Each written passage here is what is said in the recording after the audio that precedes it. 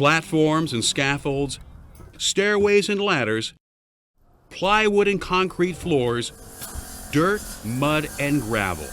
Whether we're standing, walking, or climbing, we depend on these surfaces to provide the support we need to position ourselves properly, use our muscles efficiently, keep our balance, and do our work safely. But slips, trips, and falls continue to make up the majority of on-the-job accidents. They cause almost 20% of disabling occupational injuries and thousands of fatalities every year. But most of these accidents could have been prevented. That's why the Occupational Health and Safety Administration, OSHA, developed regulations focusing specifically on walking and working surfaces. Let's take a look at how the principles and practices behind these regulations can help you get your job done and go home safe at the end of the day.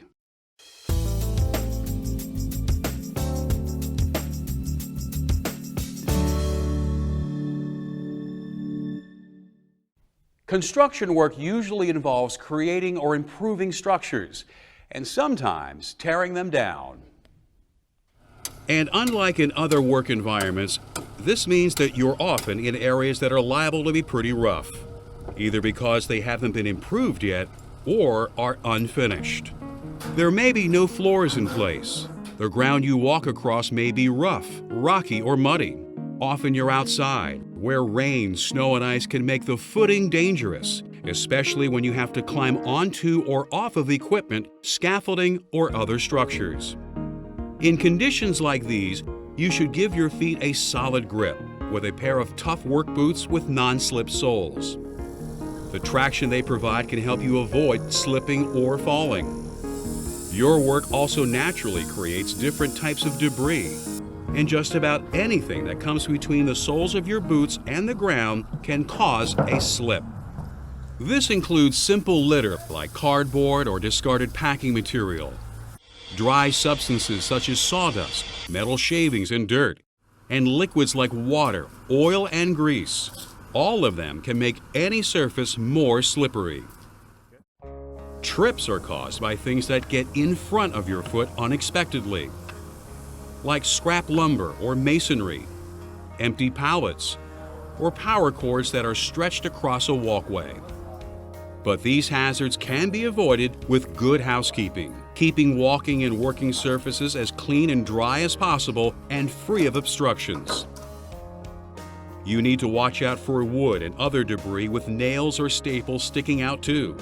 They can punch right through your boots, unless they have steel sole inserts to deflect punctures. Steel toes can help protect your feet as well.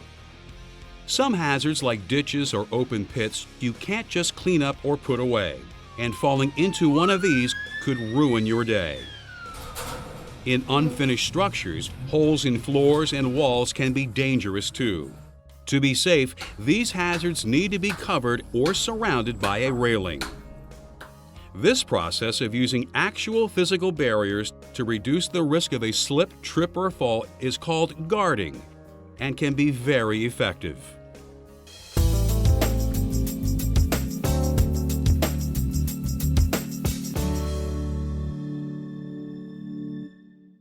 With everything that's going on, getting safely from point A to point B on a busy construction site can often be a challenge.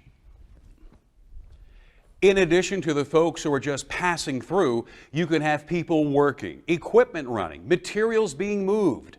It can add up to a lot of hazards. So it's important for pathways to be clearly defined.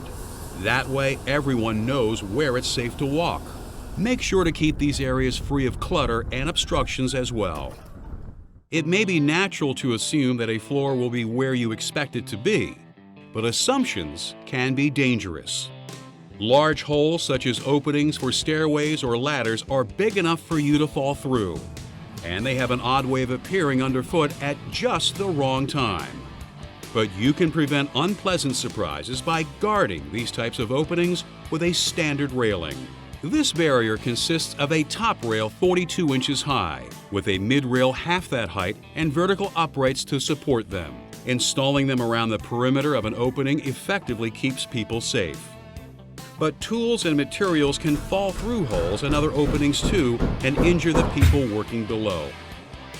Falling objects that land in machinery or on energized equipment may create secondary hazards as well. That's why tow boards should be added to railings wherever falling objects could be a problem. These 4-inch tall barriers along the floor guard the edges of openings so that tools and materials can't slip through. Openings in walls can pose just as great a hazard as those in floors. Wall openings that are big enough for someone to fall through and drop 6 feet or more must have barriers installed across them. Catwalks and other open-sided platforms are another potential fall hazard. If you lose your balance near the edge of one of these, there's nothing to keep you from falling off, unless railings have been put up.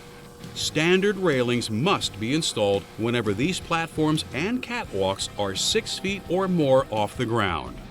To protect people or equipment beneath the platform, tow boards are required too. And all platforms must be fully guarded, regardless of their height, when they are above or next to dangerous equipment.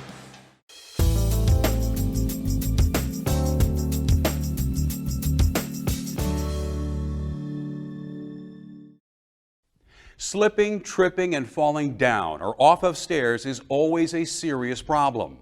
But it can be especially dangerous on a construction site, where you may be carrying tools or materials, or where there might be equipment operating nearby. But if you do have a problem, it's not usually the stairway's fault. Studies have shown that 90% of stairway falls actually result from the unsafe behavior of the people who use them. If you run on stairs, skip steps, or carry things that are so big you can't see where you're putting your feet, you're pretty likely to take a tumble sooner or later. However, there are some requirements stairs must meet that minimize the risk of a slip, trip, or fall as much as possible. For example, because accidents are more likely to occur on stairs with uneven steps or other irregularities, riser height and tread depth must be uniform. All stairways with 4 or more vertical risers must also be guarded with handrails fastened to a wall or stairway rails supported by uprights to help people keep their balance and prevent themselves from falling. To be effective, these railings must be 30 to 34 inches above the surface of the stair tread, and the handrails must have at least 3 inches of clearance around them so you can get a good grip. Stairs with broken or missing treads need to be fixed immediately. If you notice stairs that have been damaged, tell your supervisor so that repairs can be made before someone has an accident. Fixed ladders have special safety requirements of their own. They are permanently attached to equipment, a building or other structure, and can often be very long. So fixed ladders that are more than 20 feet in length are required to be guarded by cages or wells. While these can cut down on potential hazards and provide a sense of security, to really be safe on fixed ladders, a climber should also use a form of personal fall protection called a ladder safety device. These typically consist of a body harness linked to a ladder-mounted braking mechanism or a self-retracting lifeline. If your job requires you to climb fixed ladders, you need to know how to inspect and maintain your fall protection, as well as how to put it on correctly and use it safely. If you have questions, talk to your supervisor.